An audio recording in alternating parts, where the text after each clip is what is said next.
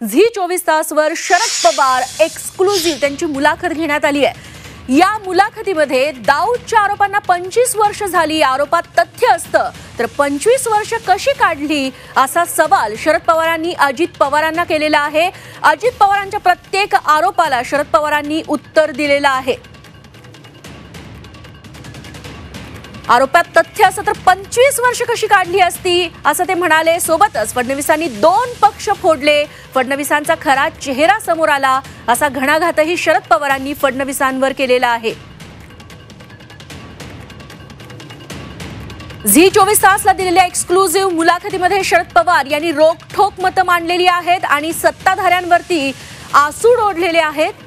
फडणवीसांवरती त्यांनी टीका केलेली आहे, अजित पवारांना टोले लगावलेले आहेत। सोबतच उद्धव ठाकरेंबाबत देखील त्यांनी भाष्य केलेलं आहे। उद्धव ठाकरेंना मुख्यमंत्री बनवण्यासाठी मी स्वतः आग्रही होतो असा खुलासा शरद पवार यांनी केलेला आहे।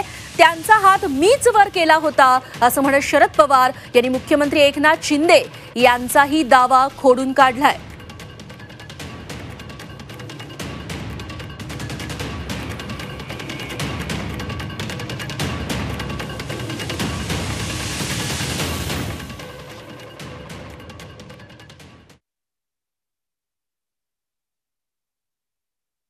अजित पवार मात्र तुमच्यावर वैयक्तिक टीका करून दिसतात।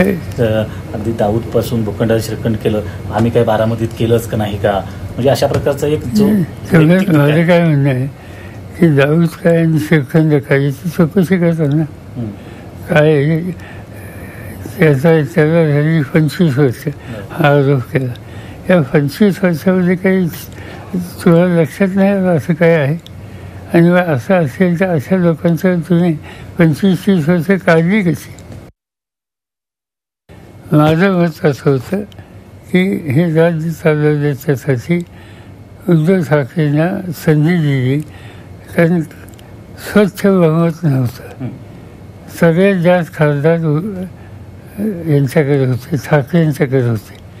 शेवटी सरकार चालवायचं म्हणल्याच्या नंतर नेतृत्व करणाऱ्या व्यक्तीच्या मागे अधिक सदस्य असणं याची आवश्यकता असते।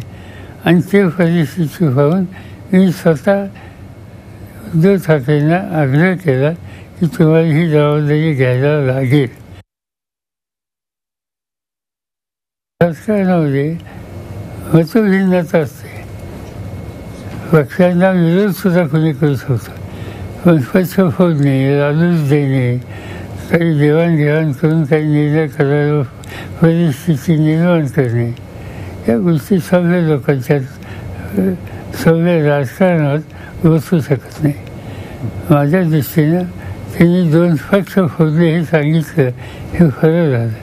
त्यामुळे देवेंद्रांचा एक सोजल चेहरा आमच्या अंतर्मनात होता, त्याचा खरा चेहरा आम्हा लोकांच्या समोर आला।